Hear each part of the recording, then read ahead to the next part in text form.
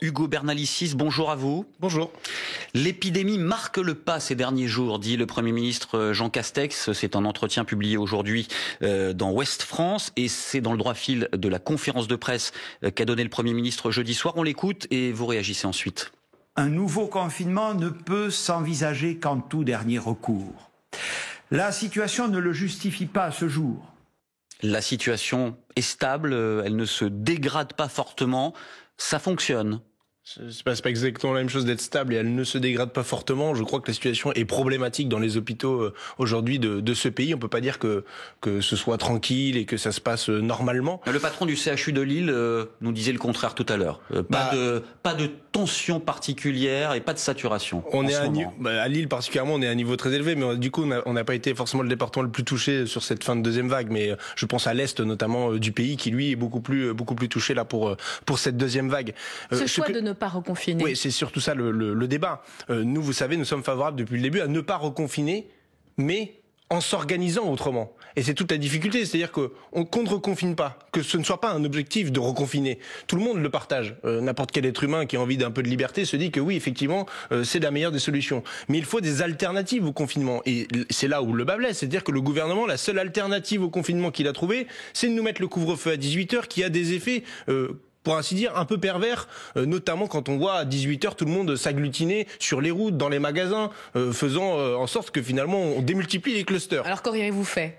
Eh ben, on aurait fait ce qu'on appelle une société de rotation. On s'organisait à tour de rôle. D'abord à l'école, c'était l'exemple le plus évocateur, parce que le plus facile à organiser en quelque sorte, de se dire on fait par demi-classe, et l'autre demi-classe en études surveillées, on réquisitionne des locaux pour être moins nombreux dans les salles de classe. Mais que les écoles soient restées ouvertes, ça c'est quelque chose que vous mettez au crédit du gouvernement, vous en félicitez. Au crédit, je ne sais pas, mais en tout cas oui, c'est une bonne chose qu'elle reste ouverte. C'est une constante depuis le début. Oui, c'est une bonne chose qu'elle reste ouverte, mais elle reste ouverte avec des gamins à 30 par classe. Là où on vous explique que dans la fonction publique, c'est la secrétaire d'État de la fonction publique qui vous explique qu'il faut plus faire de réunions à plus de 6. Par contre, vous pouvez être à 30 gamins dans la classe et avec le prof en première ligne. Bon, pardon, mais les chiffres, les courbes de contamination ne sont pas catastrophiques en ce moment. Bah, tant mieux, on va pas. Comment vous l'expliquez compte tenu de tout ce que vous dites? C'est qu'on a déjà été de travers. Pourquoi ça fonctionne? Parce qu'on a déjà été un certain nombre à être déjà contaminés, donc on le réattrape pas tout de suite. Bien sûr, entre une vague et l'autre, on peut le rattraper. D'où la question de la troisième vague, d'où la question des variants, etc. C'est pourquoi il faut pas juste s'en remettre au sort en disant bah là ça va pas trop mal. Il faut s'organiser. Et quand vous voyez que on réquisitionne les bars, les restaurants vides pour faire du roulement, accueillir des personnes, des salariés et des enfants. Oui, ça c'est réalisable. Vous pensez ? Je le pense. Mais tout comme on avait dit qu'il fallait laisser ouverts les commerces, les petits commerces. Vous savez, au moment où ils étaient fermés juste avant Noël, on a dit mais laissez-les ouverts puisque c'est le plus facile pour s'organiser, pour respecter les gestes barrières, puisqu'on est moins nombreux dans des plus petits espaces et disséminés, plutôt que de tous se retrouver dans le même bâtiment, à la même grande surface. Et là, la preuve par exemple, n'importe qui dans ce pays qui sort à 17h30 de chez lui pour essayer de faire des courses se rend compte que c'est n'importe quoi.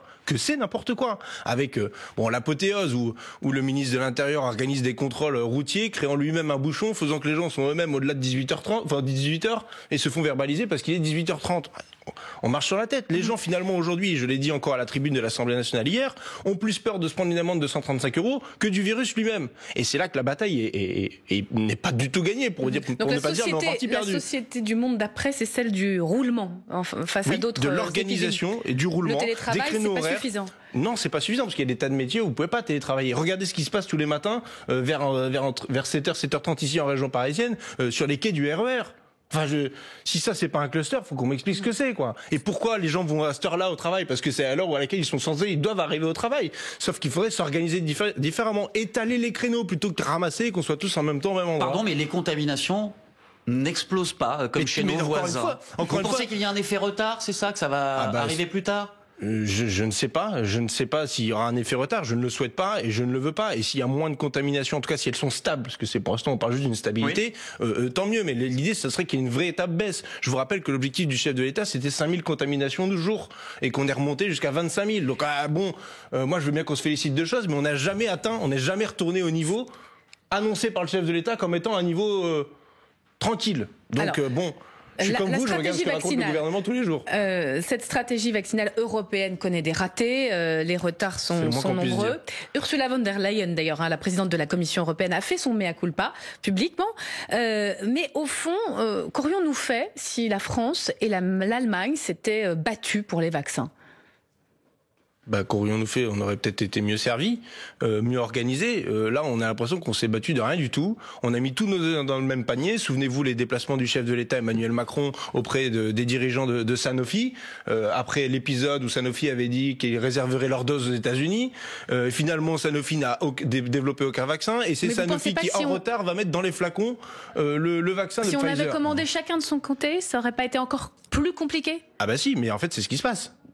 Globalement, c'est ce qui se passe, puisque vous avez la Commission européenne qui a fait une commande en gros, qui finalement ne fonctionne pas, donc chacun retourne vers lui-même et se dit je vais essayer de me débrouiller. On voit le gouvernement allemand d'Angela Merkel qui s'est rapproché de la Russie pour avoir en avant-première Sputnik 5. Alors on parle de stratégie. Excusez-moi, en tant que coordination, c'est quand même un peu la pagaille. C'est bien l'Union européenne qui a passé les commandes et qui gère ce sujet-là pour l'ensemble de ses pays membres. Oui, c'est pour ça que nous avons demandé avec notre groupe parlementaire au Parlement européen une commission d'enquête sur les agissements et les choix qu'a fait Ursula von der Leyen. Parce que oui, c'est criminel. À la fin, ça devient criminel. Et c'est pourquoi nous avons mis en avant nous-mêmes le fait que le vaccin doit être un bien commun de l'humanité. Il doit être sorti du marché. On doit pouvoir s'organiser. Ça doit pouvoir être les États eux-mêmes en coopérant et pas à la merci des laboratoires, de leurs envies et de leurs prix. Hugo Bernalicis, invité du 8h30 France Info. On va reprendre cette discussion dans une minute, juste après le fil info. Il est 8h40. Voici Diane Ferchit. Face à l'épidémie de coronavirus en Ile-de-France, l'assistance publique Hôpitaux de Paris a décidé de déprogrammer certaines opérations afin de garder des places en réanimation pour les malades du Covid. Et alors que débutent les vacances d'hiver pour la zona, le maire de Nice, Christian Estrosi, interdit les locations saisonnières pour cette période. Il veut éviter une aggravation de la situation dans sa ville où le taux d'incidence du virus est 2 fois plus élevé que la moyenne nationale. Et le vaccin d'AstraZeneca, il va être administré pour la première fois en France ce samedi, administré à des soignants. Il n'est pas conseillé pour les plus de 65 ans. L'Espagne l'a même limité hier soir aux moins de 55 ans.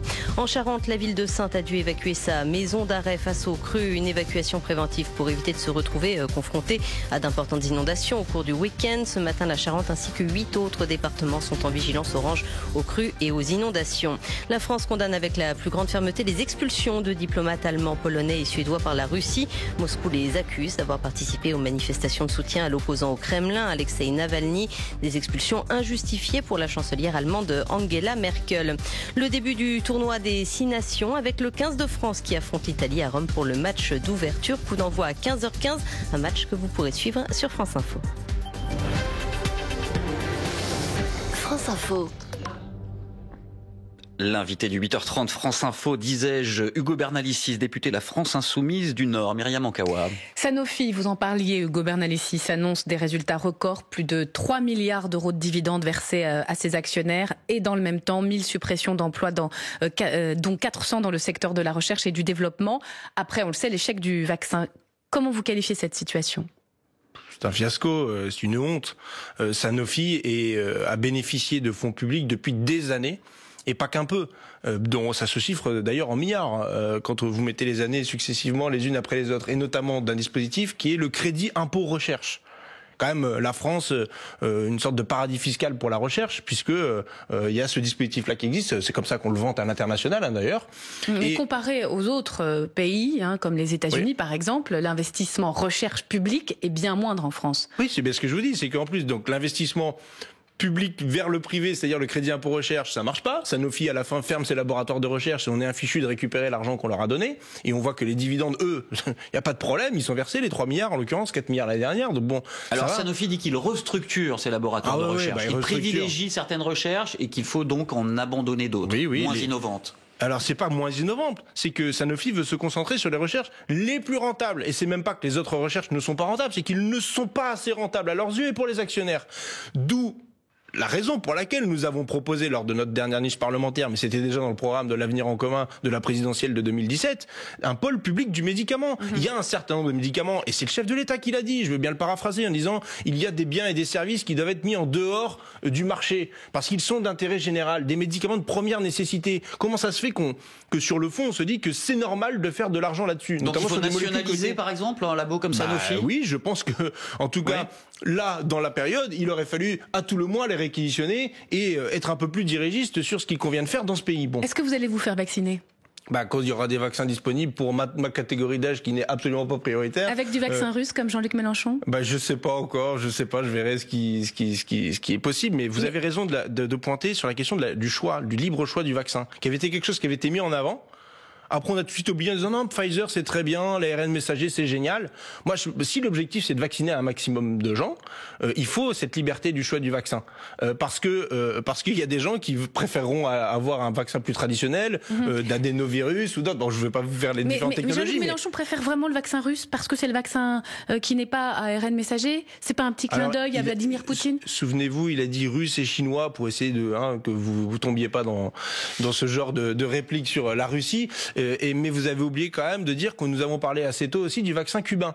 Et que Cuba a été un des premiers pays à proposer un candidat vaccin et qu'ils ont demandé l'aide de la communauté internationale pour faire les phases 1, 2 et 3, parce que comme vous savez, sur l'île, ils avaient assez peu de contaminés et puis pas les moyens, il y a un embargo, etc.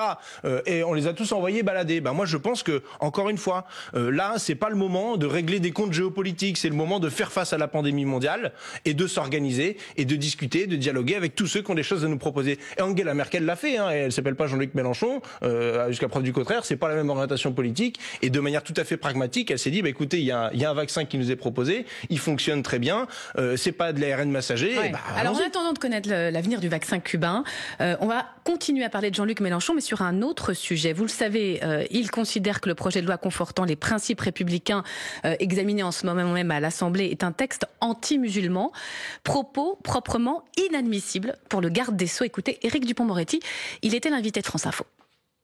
C'est un scandale d'entendre ces choses, je vous explique. On a besoin parfois de se regrouper. Vous savez, la chaleur humaine, ça n'est pas rien.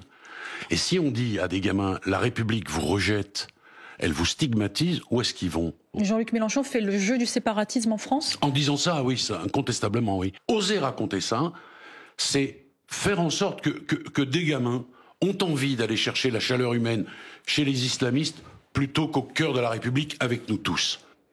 En clair, Jean-Luc Mélenchon sert les intérêts des islamistes pour le garde des Sceaux. Et après, on est complice des terroristes, qu'on ait la suite de l'argumentaire d'un certain nombre d'autres ministres ou sur un certain nombre de plateaux télé. Non, c'est dommage de la part de Dupond-Moretti qu'il raconte des choses de la sorte, qu'il argumente de la sorte, alors même que lui-même disait absolument le contraire sur toutes les lois qui étaient censées lutter contre le terrorisme auparavant, où il disait ça fait le jeu des terroristes. Quand on abaisse nos libertés, quand on contrôle davantage, quand on suspecte tout le monde, ça abaisse nos libertés et c'est ça qui fait que des gens se retournent vers leur communauté ou vers des réflexes identitaires. Parce que le texte précis, il est anti-musulman. Précisément, en quoi, par exemple, refuser les horaires non mixtes dans les piscines, c'est anti-musulman? Mais j'ai pas dit que c'était anti-musulman. C'est une des mesures. En quoi refuser les dérogations à la loi à l'hôpital, ce serait sachez que c'est pas une des mesures. Non, mais parce qu'on a eu le débat dans l'hémicycle, c'est beaucoup plus compliqué que ça. Parce que quand vous êtes sur de droit privé, si la piscine publique loue le créneau, on pourra continuer à avoir ce genre de pratique dans les piscines municipales sur des créneaux loués. C'est quand la salle est octroyée à titre gratuit que ça changera quelque chose. Donc, moi, je veux bien qu'on se fasse plaisir sur des propos d'estrade, sur les plateaux télé, en disant lutter contre ci, contre ça, etc. Ce n'est pas vrai. Ce n'est pas vrai. Par contre, de devoir faire signer un acte d'engagement à toutes les associations pour dire je vais respecter la loi et les principes de la République, c'est déjà le cas en réalité, parce que tout le monde est déjà censé respecter la loi, et de dire ce sont les associations où il y a par exemple des femmes voilées ou des personnes de confession musulmane qui sont dans le collimateur, parce que c'est ça le débat, c'est ça qu'on se raconte à l'Assemblée nationale. Toutes les associations devront signer un contrat d'engagement, pas certaines d'entre elles. Toutes celles qui reçoivent des subventions, ouais. Oui, bien sûr. Et donc c'est forcément une charte pour respecter la laïcité, mais qui ne s'applique pas à des associations en particulier. C'est toutes les associations, qu'on soit bien clair. Mais c'est ce qui fait dire à un certain nombre d'associations qui viennent du secteur confessionnel, pour le dire ainsi, d'autres religions, d'autres monothéismes qui disent mais qu'est-ce que c'est que cette histoire? Mais le voile, on va nous imposer n'est pas des dans choses. la loi. Hein. Précisons les choses. La question du voile, la majorité et le gouvernement l'a pas voulu Ah bah oui, mais j'ai bien compris. Regardez, donc c'est pas une question de voile. La majorité n'a pas voulu. Excusez-moi, il y a un certain nombre d'amendements de la majorité, de membres de la majorité sur le sujet. Ça les a divisés au sein de La République En Marche, sa question du voile, tout comme la question des piscines, etc., etc. Donc, ils n'ont pas été jugés recevables, ces amendements. Au fond, vous avez la mise en place de nouveaux délits et la mise en place de nouveaux contrôles. Donc, les jérémiades du ministre qui nous explique que c'est pour se tenir chaud, se regrouper, faire du commun, etc. Non, c'est une loi où on va suspecter tout le monde. Voilà, tout le monde. Bon, donc, c'est pas ça la concorde. Qui stigmatise particulièrement les musulmans, si? Bah, dans le débat, si. Dans le texte en tant que tel, non, parce que ce serait... Dans le texte en tant que tel, non. Mais pourquoi? Parce que sinon le Conseil constitutionnel vous censurez ça, parce que ce serait une discrimination évidente. Mais comme vous donnez des pouvoirs, dans bien des cas, à l'exécutif, à l'autorité administrative, c'est bien l'exécutif qui va dire « Allez regarder plutôt dans telle direction, choisissez plutôt telle association à contrôler », parce qu'on pourra jamais contrôler tout le monde, c'est pas vrai, hein, qu'on se raconte pas d'histoire. Donc évidemment que ce qui est dans le collimateur, et c'est assumé, puisque assez vite le mot d'islam radical revient dans le débat, mais alors, si puis de terrorisme, etc. Hugo Bernalicis, pourquoi dans ces cas-là, vous n'avez pas voté contre l'article 4 qui crée un délit de séparatisme? Vous êtes seulement abstenu. Oui. Si tout le texte est anti-musulman, il faut le refuser en bloc. Oui, bah, le vote final sera à la fin du texte. Mais donc vous abstenez ne sur vous inquiétez certains pas, on votera articles. contre. L'abstention, c'est peut-être plus compliqué que ça. J'ai jamais voté contre 100% des articles d'un texte qui fait 50 articles. Voilà. Même, je vote souvent contre ce que fait le gouvernement, mais il y a des choses, je me dis non, si nous on y était, peut-être qu'on réfléchirait. Alors, celui-là sur l'article 4 qui est ce nouveau délit, je pense que c'est tout à fait bancal. Que l'intention peut être intéressante, puisqu'elle vise à protéger les fonctionnaires qui peuvent se voir étaler leur vie privée sur les réseaux sociaux, tous les fonctionnaires. Donc, ça me semble intéressant, mais je pense qu'il est vraiment mal rédigé et qu'il emporte avec lui des conséquences qui sont potentiellement problématiques. Donc, on s'est abstenu. On aurait fait différemment, et je pense que c'est pas comme ça qu'il faut faire.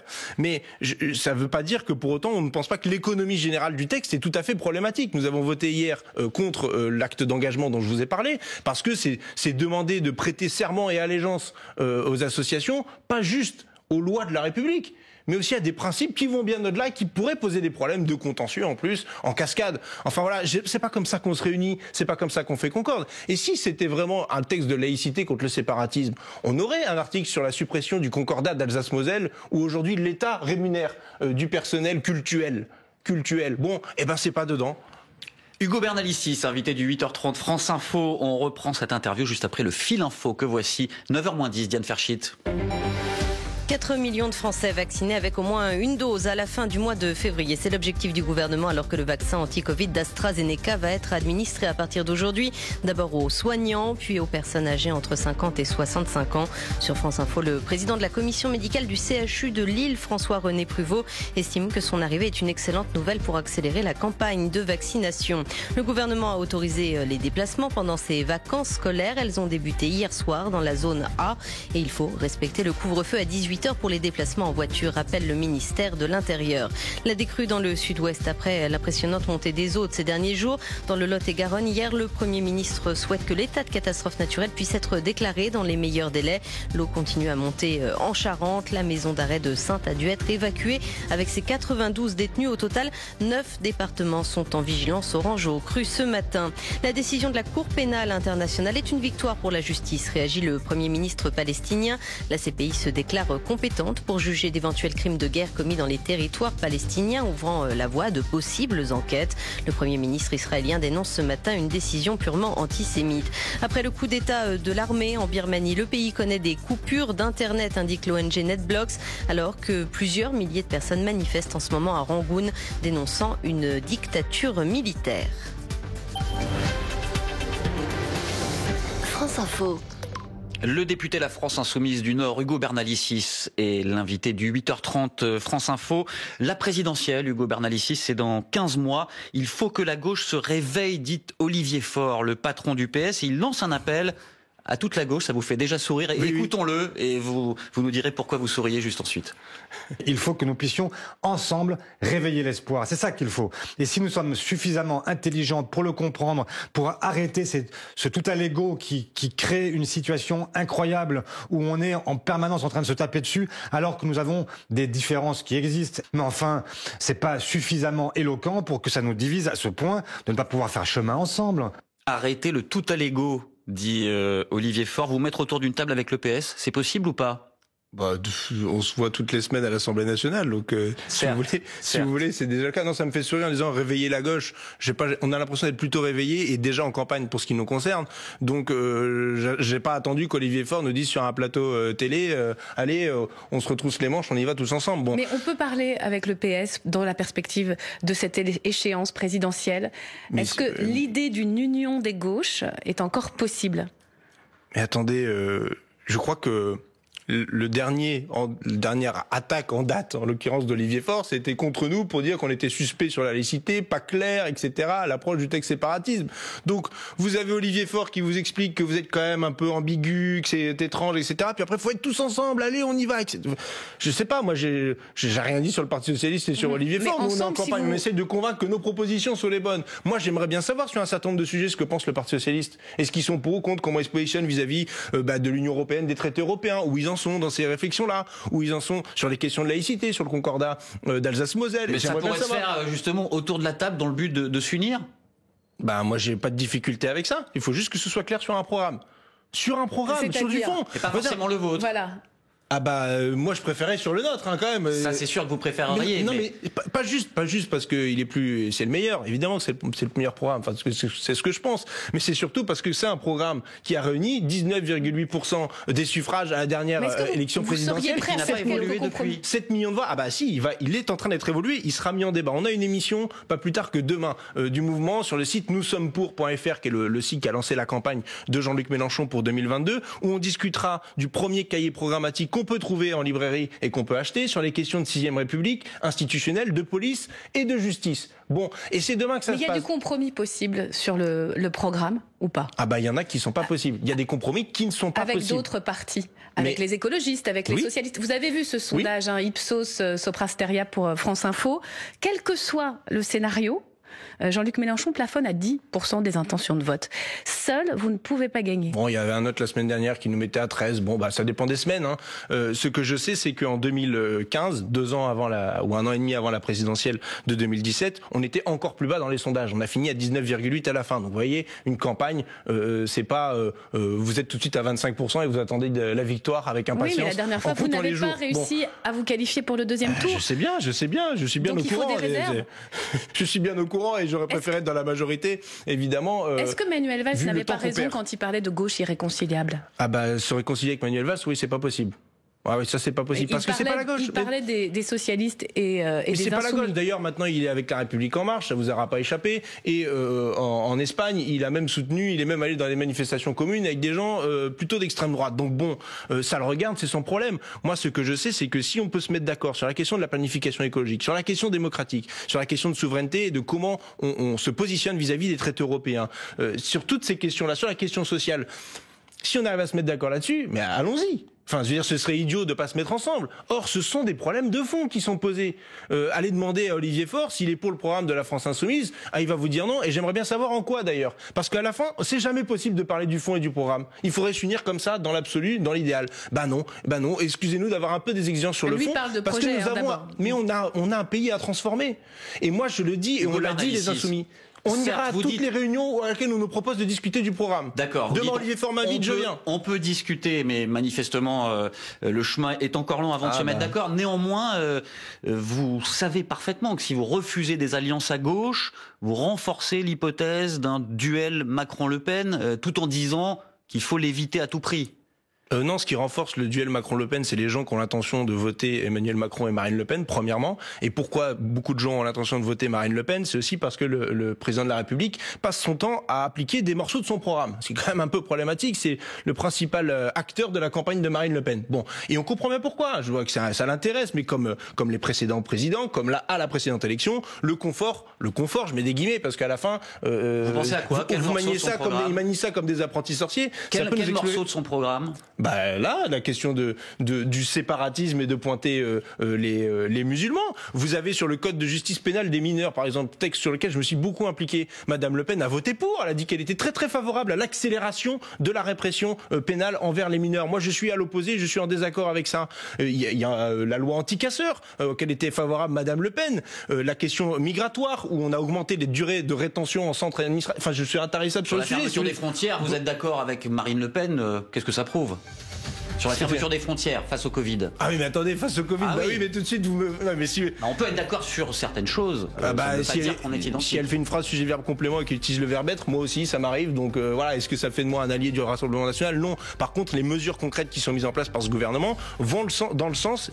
c'est pas moi qui ai donné une interview fleuve à Valeurs Actuelles pour dire qu'il y avait un problème migratoire, une vague, etc. C'est le président de la République Emmanuel Macron. C'est pas moi qui prends des rendez-vous secrets avec Marion Maréchal Le Pen. Hein, bon voilà. C'est Bruno Roger Petit pour le compte de l'exécutif et d'Emmanuel Macron. Bon, je sais pas. Secret, oui.